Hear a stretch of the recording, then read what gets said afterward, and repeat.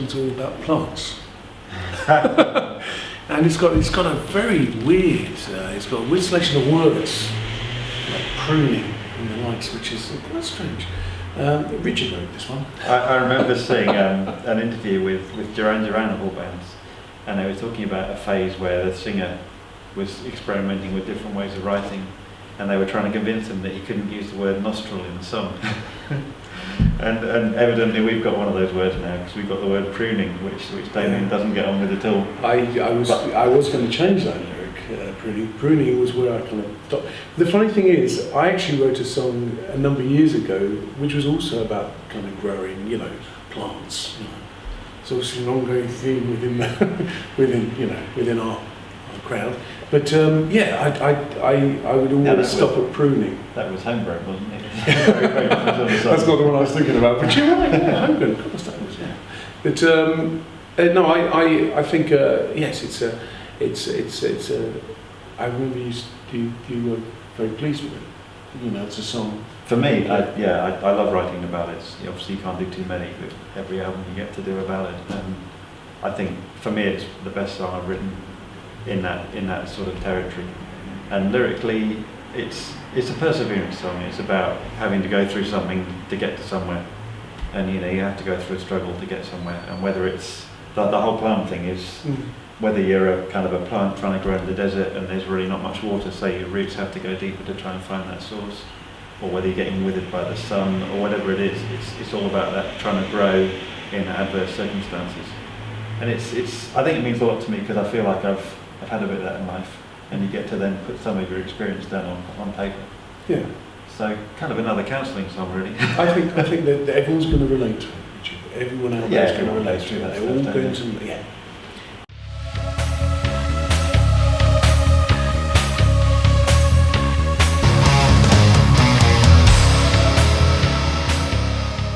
Remember, you used to get 12-inch singles, like Trevor Horn used to do them for some bands like Frankie Goes to Hollywood and Propaganda. Yeah. And he'd bring out 5 or 6 different 12-inch versions. They were all totally different, because he has so many ideas that you could get all these different versions. I thought it was because the record company were trying to sell. Well, maybe that's what we should do. But Autumn Red's one of those songs. It could have come together in so many ways. It had a really long, brooding intro. That's gone. It was based around this whole big keyboard hook. That's gone. But and the vocal pieces of music. There was a great vocal hook in it. That's gone. No, I think we managed to shoehorn that back in.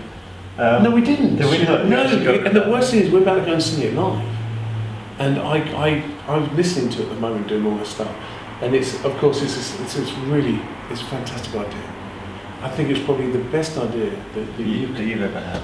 Oh, I did come up with it. Yeah, I did. It was one of mine. But it wasn't good enough for the cut. It got shut down. Yeah, it got shut down. But when I think of that song, I hear it very differently, because I hear the old demo version, or one of the 3 different demos. So it's one of those songs. It's really quite interesting for me, because I never know what's coming next. When I hear it, I can't remember what we put in there in the end. And somehow it's, until the last day in the studio, it didn't feel complete. It felt like this collection of kind of different journeys. It could be anything.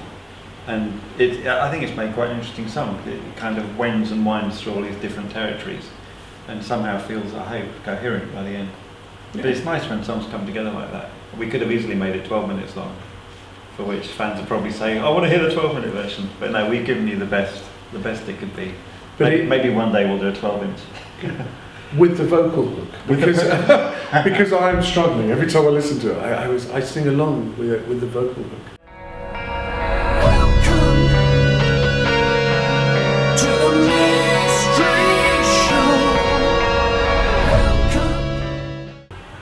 The magical mystery show. I had the lyrics for the mystery show before I got the music, and I didn't know they were going to be the Threshold thing. I just written this stuff, and it's when Carl sent through the music, he had this music with a kind of a spooky intro, and it had this kind of mysterious feel all the way through. That was an easy one to write. I just took the lyrics, put them on the music, and it sat really well. And then I rewrote it about 14 times until it really worked. Yeah. So it took me ages in the end.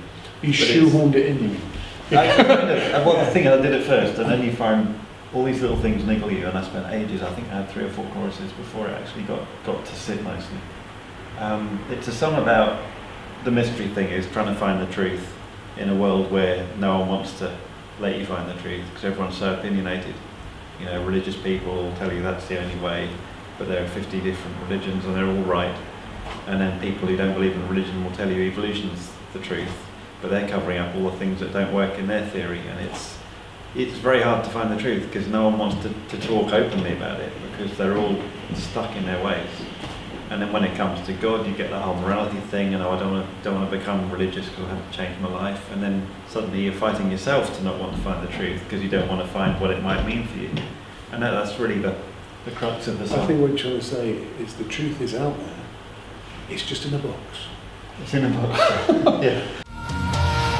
In accordance with the elements of the earth, I've witnessed this world around me and observed the landscape. I said earlier on that the box was my favourite song on the album. I think actually, did I say it's my favourite or did I say it was the best song on the album?